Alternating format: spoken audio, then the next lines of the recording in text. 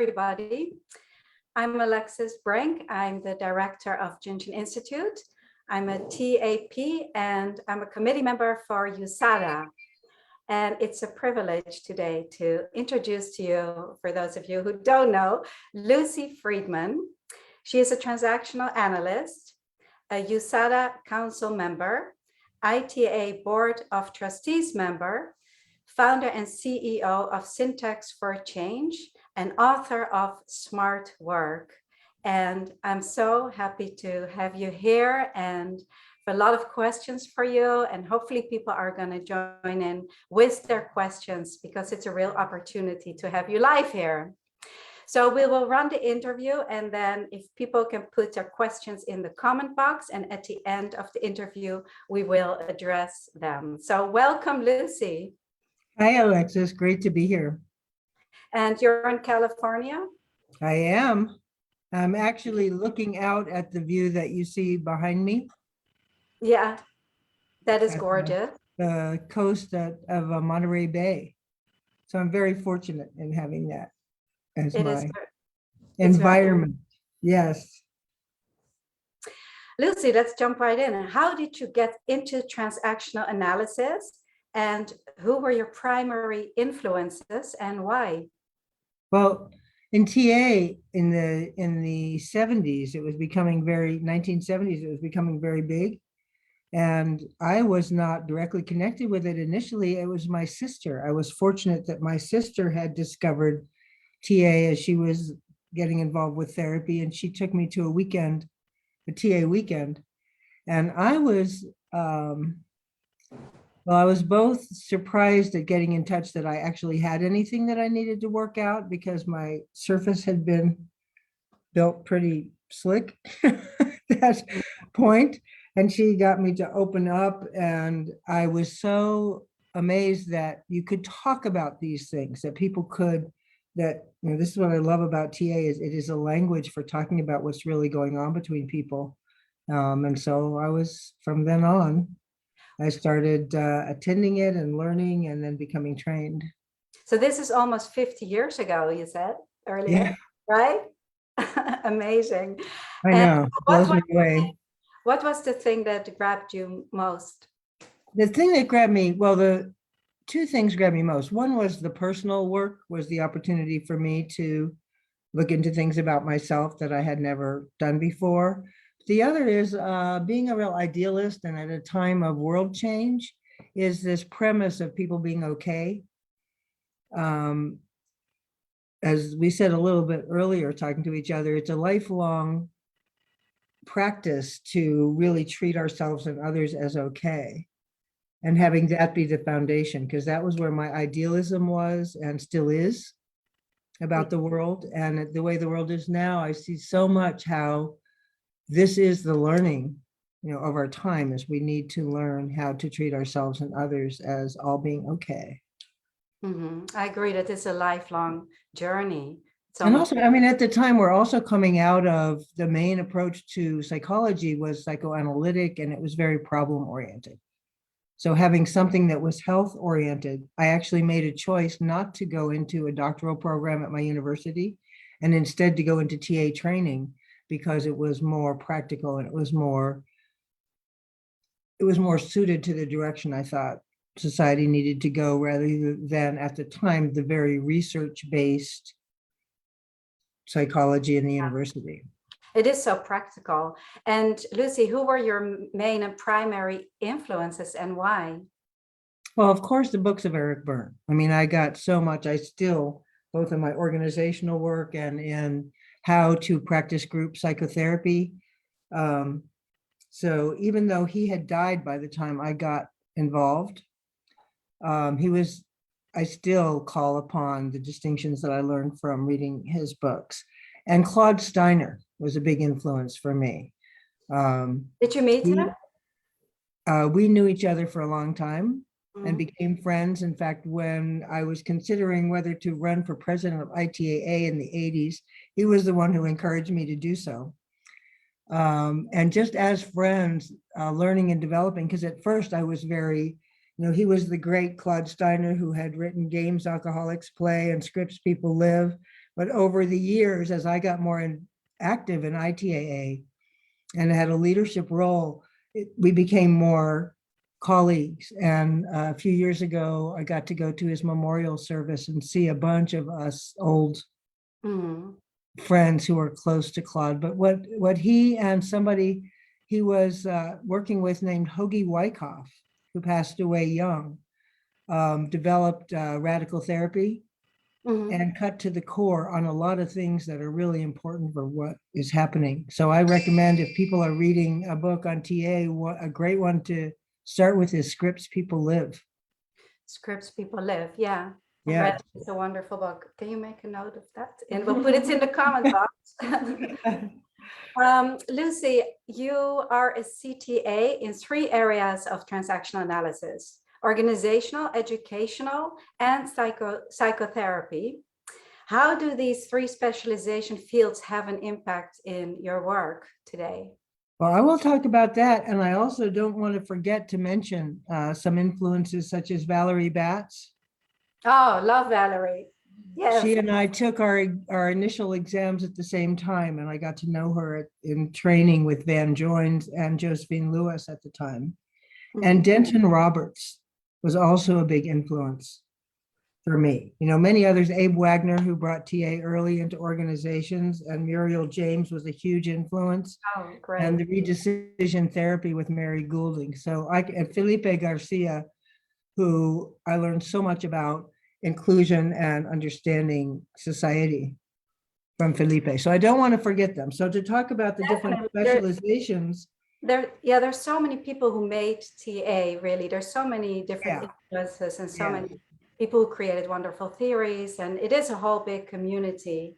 And for some of the people watching, you can still see Felipe and Valerie Batts at Project TA 101, because they did a one-on-one with fabulous Van Joines, yes. Van Joines, who's another wonderful influence, certainly. And still active, and Van being still, and he was one of the trainers that helped me a lot with getting ready for my exams and during that time period. But so as far as the different specializations, one thing I say is we're dealing with the same human in all the different contexts. So basic TA is applicable no matter what field you're practicing in. And I've had the opportunity to design a lot of learning programs for corporations using my other model, which is more behavioral model and less psychological, I might say, for certain audiences. But always at the core, there's the understanding of like how to use your ego states when you're leading a group in a room. You know, without that, I mean, when I was, excuse me, I was training other consultants. And while we were teaching syntax, the model I developed, we were using TA in how we presented ourselves and how we created a safe space in the room and how people got recognition and all those kinds of things that are important in TA. So doing the educational work, when I first got into TA, I was a high school teacher. And after my first TA weekend, I walked into class and everybody made contracts. Immediately I was working with TA within that setting. And especially in TA, in education, the whole structure where it seems that the kids are not okay, that everybody's the kids are treated as being not okay, and controlled and managed and so on. And I continue to support all the educational programs that really work with how to have kids feeling okay within the educational system. Yes, very important. And as far as educational, I use it myself now as a TAP, how junction practitioners can use it, which ego states they are in when their client comes in. And so educational is so helpful to bring awareness to practitioners as well. And so, with teachers in schools, it's wonderful. And I wanted to ask you another question. How does Byrne's theory of organizations inform your roles between the different organizations. For instance, you were the president of ITAA, currently a USADA council member, and recently as a board member of ITAA. Well, everything that is within the theories, the organizational theories, can be used. Like as with other parts of Byrne's work, there's diagramming, and just being able to diagram, like recently with USATA, looking at where our members are and drawing it in a diagram so that you can visualize it and make sense out of where are the boundaries and what are the groups, how does it work? There's the concept of leadership, where there are 3 kinds of leadership that he talks about: responsible, effective, and psychological leadership. And understanding, if you want to change something in an organization, and that has been so in USADA, as well as the evolution of ITAA, both in the 80s when I was president, and now when the ability to communicate globally, just like what we're doing here, has so erupted, it's changing the face of all these organizations. So being able to still use authority diagrams, still understand how they're shaped, understanding the different kinds of leadership. I've had to apply it I'm afraid that I will have to briefly mute, and you may speak while that rings out.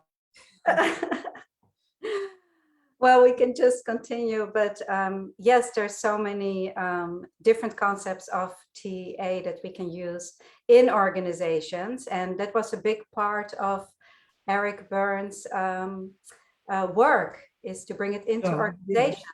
Right? Sorry about that interruption. And yes, I still can't mute a landline. The landline does. That's what we have with lives. That's right. We have some things that are super modern and some things that are still the same way that they have been for a long time. And that's the same way with TA. Same way with TA. And yes. I would say that having those concepts from Eric Byrne, when I was president of ITA, the ITA's board was much larger. There were like 30 people on the board. Okay. And everybody, these are TA people. They had strong opinions. And so working with that group, I found Eric Byrne's organizational work very helpful, especially since most of the people who were involved at that time were not organizational. They were all psychotherapy and counseling practitioners, almost all. So it was good to be able to bring the concepts from the organizational, from Structure and Dynamics of Organizations and Groups by Eric Byrne. Mm-hmm. And for example, how do you, in an organization, how do you mitigate competition using Byrne's theories? As an example. How do you mitigate competition? Yes. Well, I mean, the context in which there is competition in the first place would have to be understood. And there within Structure and Dynamics of Organizations and Groups, there were some very interesting examples of how groups, how their internal and external, let's see, influences that affect the group. And so when you can diagram them, and so you can see where the influences are, then you can use leverage rather than confrontation or other kinds, or game playing, which are what tends to happen. And so it takes it out of those negative political realms and helps you set an outcome and get clear. And that takes people out of competition, because, competition happens when there aren't some things like clear direction, or where there are relationships that haven't been sorted. It's always different. Every situation is unique. So giving a generic response, instead you use the tools. Yeah, and I assume that, life positions here also is very important. Central. To make everybody feel, certainly as the leader, who you are. From another system, I learned a concept from workshop called The Essential Experience, which is rule number one. Rule number one is nobody is made wrong. Mhm. It is very hard to do. But if we can continue to aim for nobody is made wrong. And also, I mean, some of the somewhat Gestalt techniques that are so helpful. And Abe Wagner mentioned some of them in his workshop the other day, where having people switch roles, which really comes out of psychodrama and Gestalt, allows you to get the other person's point of view. Yeah, I wanted to ask you something regarding that. In your experience, how has TA evolved in the past 50 years, as long as you've been there? Can you talk a little bit to that? Well, since it is back in the day, people using TA were also integrating with Gestalt, like redecision therapy comes out of TA and Gestalt, which is one of the redecision being one of the schools of TA. And there were many other things that were coming out at the time that were personal change methods. So people wanted to change their life scripts, and we used a number of different ways. Some of them turned out to be really pretty much too far out and needed to come back in. People can look up the human potential movement if they want to see some of those things that came out. But now there are more ways. Like I'm starting a group shortly that is we're still working on life scripts and contracts and using all the basic TA things, and also bringing in some of the methods that have become more widely used since then, like doing energy work, over the years, people in TA have done great work on both bringing in spirit and bringing in body work. Bill Cornell is one of the people who brought in body awareness in a beautiful way within TA, and using more, it just allow us to become more holistic, and have different options of how to work with people in the ways that work best for them. Yeah, I mean, that's one of the things that I personally bring in, the art of junction, and I've taught groups of TA therapists, like how they can harmonize their energy or help their clients if they have anxiety to just hold a finger and get into the breath.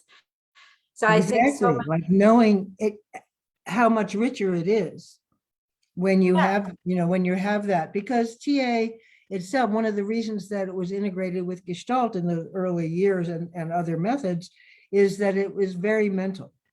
Eric Berne was very mental. Touching was not something that was acceptable within a therapy room. And so when you think about how we've evolved with our understanding of strokes, and physical stroking as well as communication.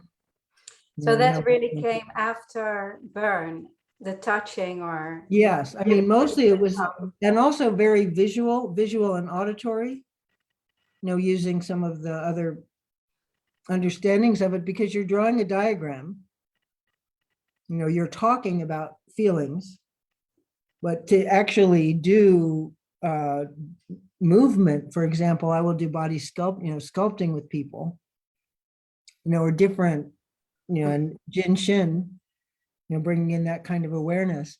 It just wasn't available. So TA has evolved greatly. There's also a whole area around how an understanding that went beyond, started with, I think, Virginia Satir, her work, and started to increase with Hellinger's work and other people's work in constellation therapy and understanding family systems and constellations, because it's all of ourselves internally, and it's all of ourselves that we interact with in the world. So these things are very powerful, and now they're integrated with TA by many practitioners around the world. All these modalities overlap so greatly too. And they get us a more profound understanding, and also a greater ability to resolve traumas and change. Sorry, I interrupted you. Absolutely. My apologies. No, it's you can interrupt, Lucy. I wanted to ask you about this group that you're starting. It's a personal professional growth group. I'm interested. Who is it for, and what will you do in that group?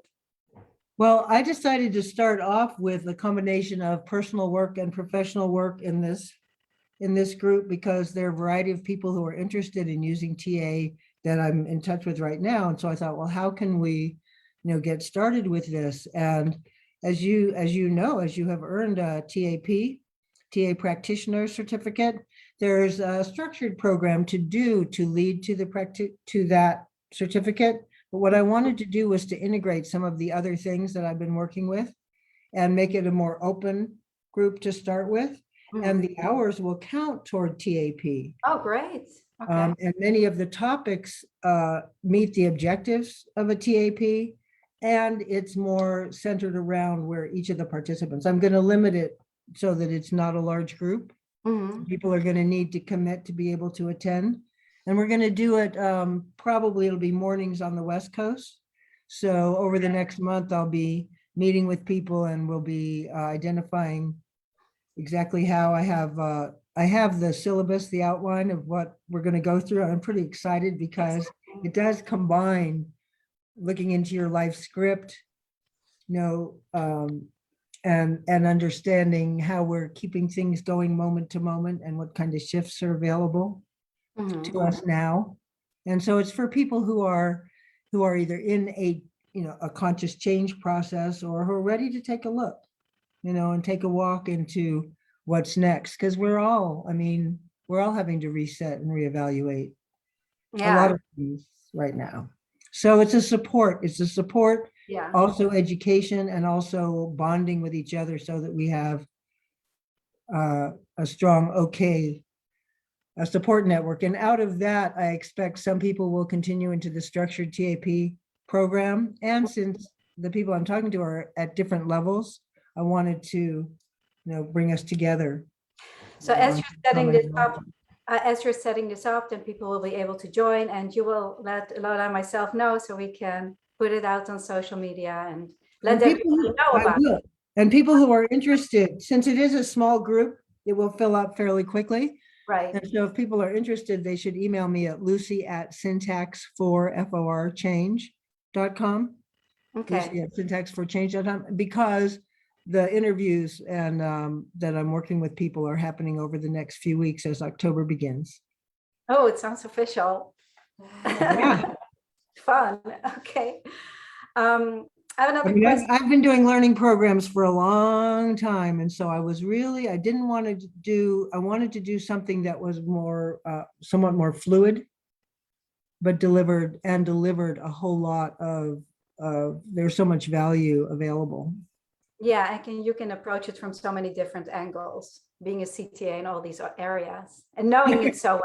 No, it's great. I'm definitely interested. I wanted to ask you, now that you are a board member of ITAA, what's your vision for TA as a global community?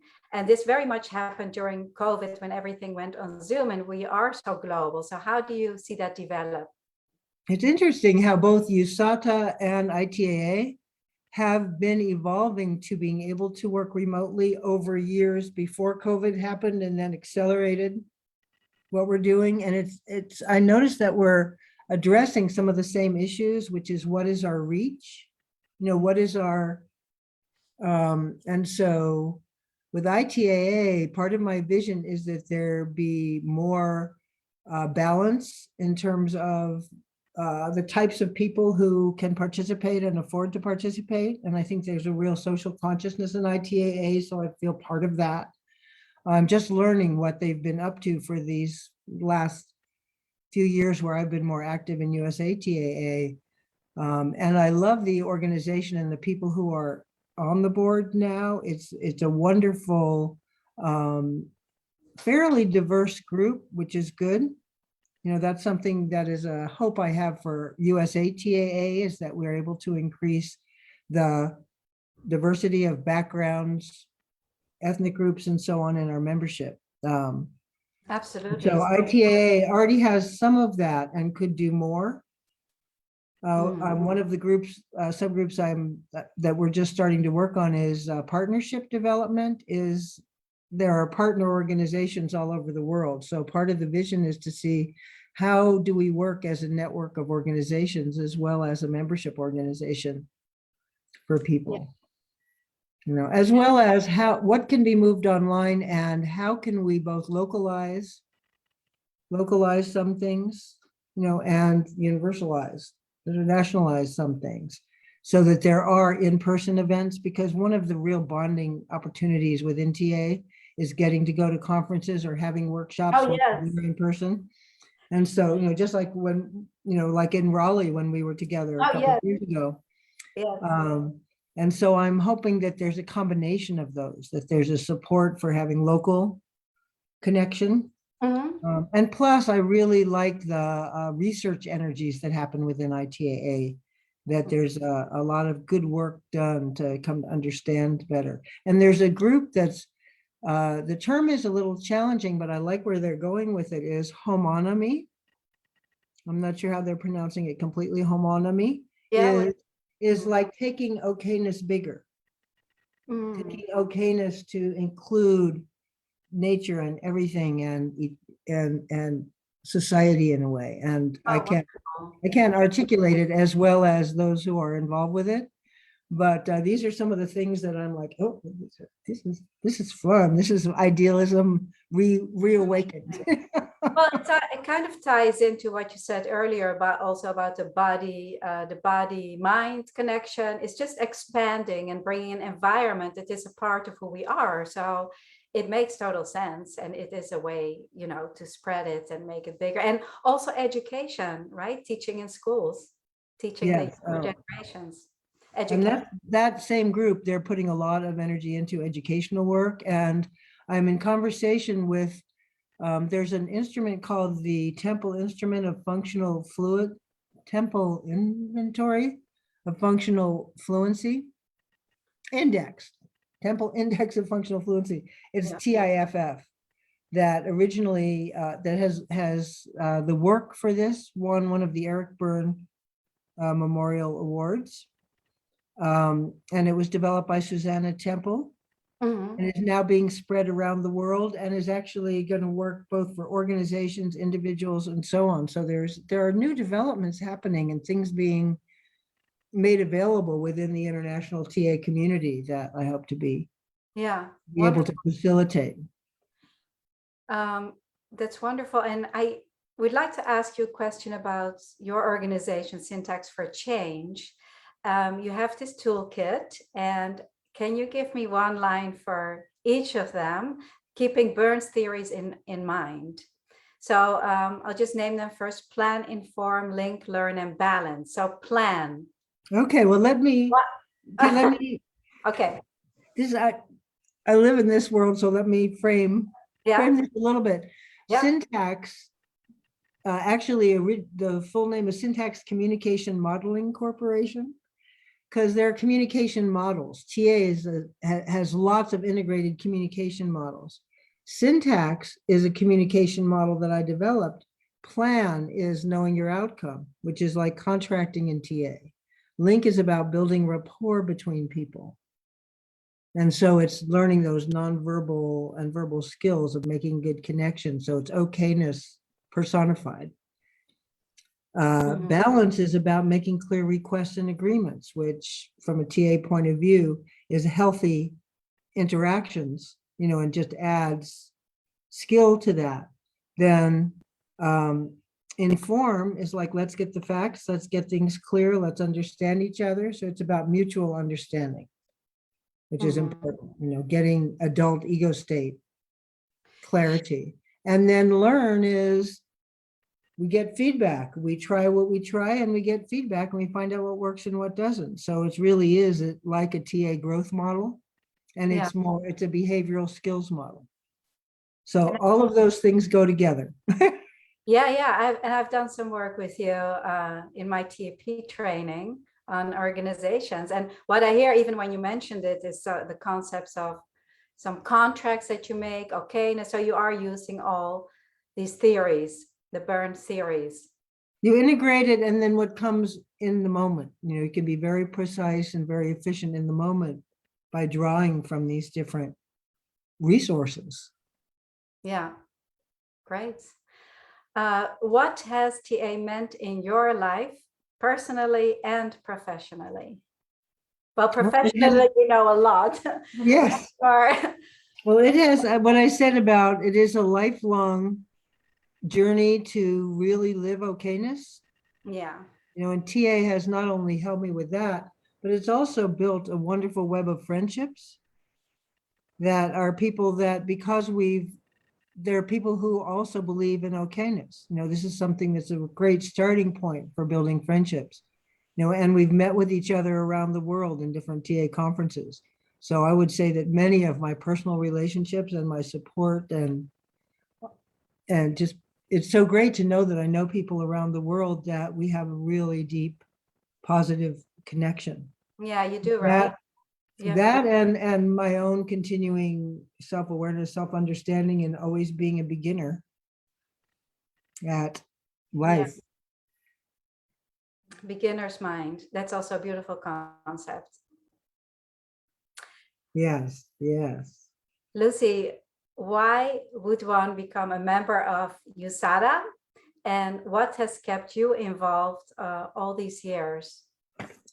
Well, you would be a member of USADA because you want to work with others to bring high quality TA to more people. Because people who believe in TA and who want to share it is by teaming up, by being part of USADA, we can do that better. We can become aware of each other's work. We can support each other's work.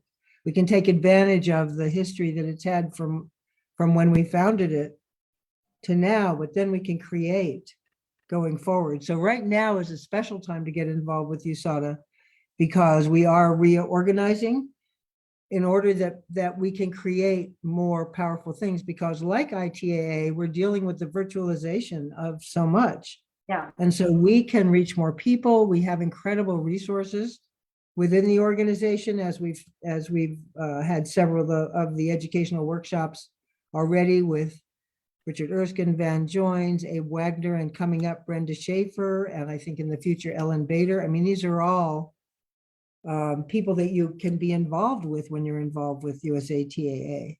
And you can help create things, and you can spread your work, by being involved with USATA. It really is nice to be with other people who speak the same language and who give personal support and who are committed to operating in an okay way, which in an organization, it's a really good foundation. So I'd say people should join who want to learn TA for themselves and who also want to bring TA to more people. And you also have a path. You can become a TAP like myself, then an advanced TAP, a TAP instructor. And I know there's going to be a meet in November with Marion Weisberg, who's hosting one for all the TAPIs. And we're thinking of starting a study group for TAP. So there's lots of activities going on. Right now is a perfect time, for people. And I was thinking, well, then we also will soon need support groups for people who are in training as a TAP. So the ones who are for TAP, the ones who are TAPIs, and also for people who are in training. And I think USADA is a great place for that to happen. Mm-hmm. Yes. And then we also would like to join, because I'm part of it. I'm part of 2 committees already, to join people and have more volunteers, right? To join us and be in the committees. And then, like me, I'm a new person. I'm with all these wonderful, great, experienced TA people. And so it's really great. Yes. Yeah, because the council has been doing a lot of work on defining roles so that it is clear for people what you can get involved in, what you can actually accomplish by becoming part of one of these committees right away.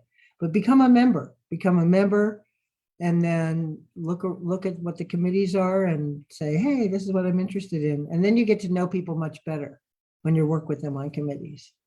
Yeah, it's really fun. They're fun. Recommended. I wanted to go to some questions if we have any. We have our wonderful Lola here handing me the questions. Yes. We have a few questions for you, Lucy. How is TA relevant to understanding social media these days? This is from Felipe Moran.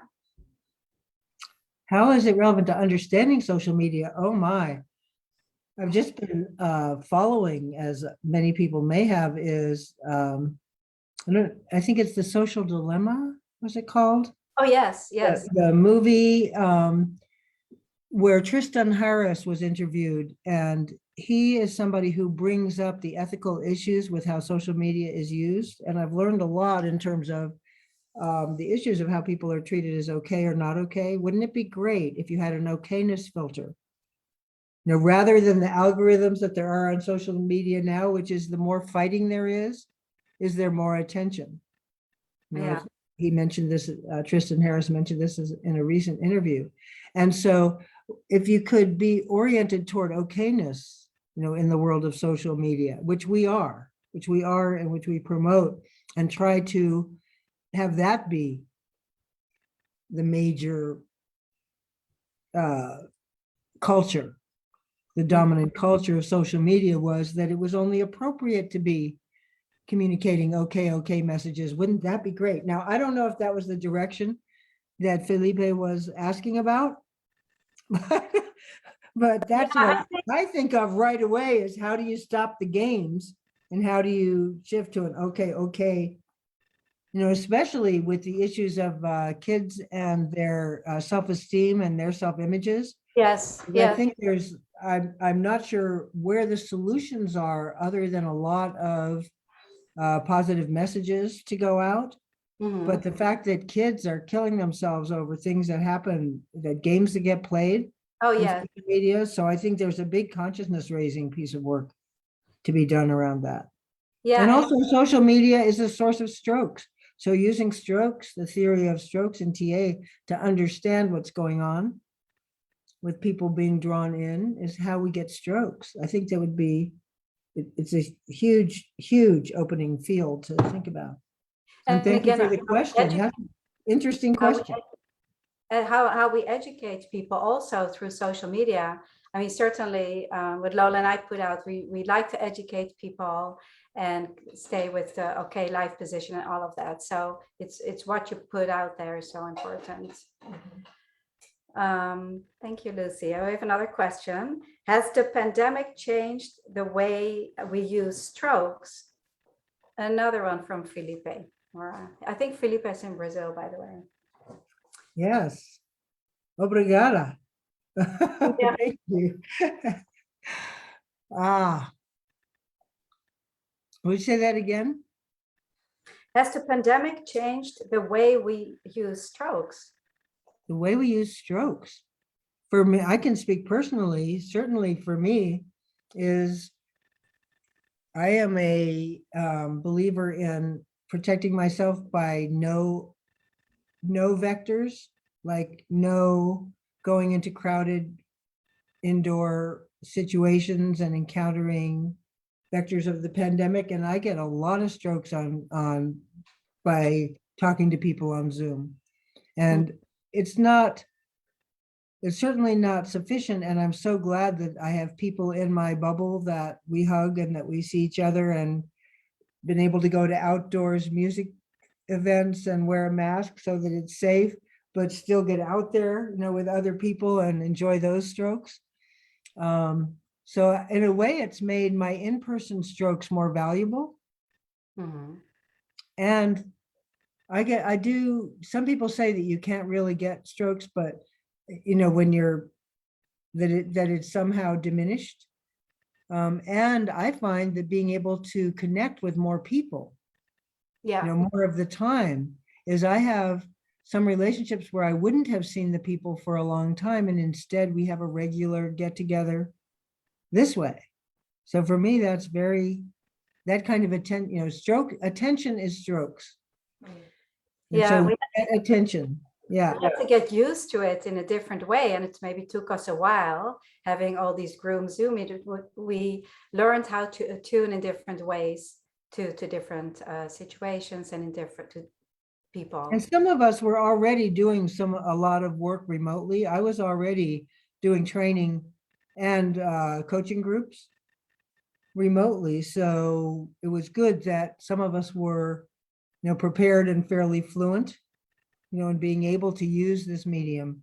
But for sure, has a big impact. I think that for many people, the answer for myself, understanding as I do about strokes and having people that I can connect with and hug, and Yeah. I can get body work, or no one can do jinshin, things to take care of the body. But I think for a lot of people, an understanding of the problem with their stroke economy and what's happening for kids especially is, I think it's very wise to use this theory to think about how to augment. It's one of the reasons that kids really had to get back in school, is Yeah. they got to get in-person strokes. Yeah. Yeah. With the junction, you can do a lot of the self-help. I teach people how to work on themselves. So you give yourself a big hug, holding your fingers, and yeah, just like that. It's really nice if you can't get your hug. But that is the physical strokes, I think, is what a lot of people missed the most from others, from loved ones. Lucy, we have another question from Bob Hempel. What led you to transactional analysis? And you've talked about it a little bit, but if you want to say another little thing about it. I think what attracted me initially, a lot of it was the idealism, and also the opening up at that time of psychological awareness, and the self-directed nature of it, not somebody who diagnoses you and tells you what's right or wrong with you, but the ability to use it and for self-understanding. I really have always liked that the language of TA is accessible, that we understand it, we get it right away. Yeah. And that drew me in the beginning, and it draws me over and over. And then getting with TA people and getting strokes and understanding about strokes, very attractive. We used to, and we've said even in recent years, is TA conferences are the friendly conferences. Because people exchange strokes. You don't hold it in and act like, you're in this professional stuffy situation. It's free flowing. So that attracted me to TA for sure. Yes, I have a personal request. Will we organize another USADA conference soon, in person? As soon as we are safe to travel. It's the traveling. For me, once we know who's going to be there, that can be safe. For me, it's getting there. So maybe we need to we were just going through a process where we were no longer identifying regionally within USATA because we're connecting across regions and more by interests, and by committees more than by regions. But maybe it's going to be time to spawn new regional TA activities. Now, one thing that I do want people to know about is that special thing that USADA does, and that we will do again as soon as travel is safe, is we have an annual meeting in Jamaica. And it is a fabulous, Marianne, your trainer, has been there, Alexis. Yeah. And there's a beautiful resort where we stay, and we exchange ideas and we teach each other, and we've done TA 101s, and we've done TA training with Jamaicans, and we get to know the community, and we're there at the beach where life is great. So doing that is, and we have international participation. This is where some of the people, from Germany who come to Jamaica, or Israel, or Belgium, who come to Jamaica, it's been very hard for us for a couple of years because they said, we wait for this all year. Can't wait to come back and get to Jamaica. And we all feel that way. And we stay in touch with our Jamaican friends in between. Did you say that's happening then in February? It's not happening this coming year, but I hope the year after. Okay. So it will be in January or February, probably February of 2023. Well, and keep their eye on the USADA.org website, because we will be announcing it when it happens again. And it's a very affordable, and just at the end of the week, everybody's like, I can't believe I questioned coming, because it's so good to be there. Yeah, wonderful. So we're looking forward to many more activities at USADA. And I don't think there are any more questions. We will put this video on YouTube and it will stay on the page. So Lucy, is there anything else that you wanted to share or say? Just I want to say that the people who are in USADA now, the people who are involved with it. For example, Alexis. It is a wonderful group of people who are professionals in their own right, who are adding TA to their practices and who are spreading TA. So if you're somebody who has an interest in this, come join us, because it's a very, you can tell, you know, from Alexis, from other people, nobody's exactly like you, but other people who also Yeah. are energetic and are bringing new perspectives and their own disciplines into TA, and it's not to be missed, basically. Not We are to a be big, missed. happy community. Right, Lucy? And we learn from each other. We don't get along all the time. And the cool thing is that we have these skills to identify what's going on and to shift it into being productive with each other. And it's been, I mean, it's been a real joy to have you join in, Alexis. And I love it. the fact that you're connected through my dear, dear friend, Marion, it's like, this is a very big connected family, and everybody who comes in gets connected in this way. Absolutely. And so we're open to receive you for all the people that are listening and watching. And also, please subscribe to our YouTube channel, and Lola will put in the box all the links, and follow us. And please join USATAA at USATAA.org. Yeah, join us everywhere. So thank you, Lucy, so much for this interview. It was great to learn from you and to be with you. And thank you for sharing and for all the great work that you're doing for transactional analysis. Thank you for inviting me, Alexis.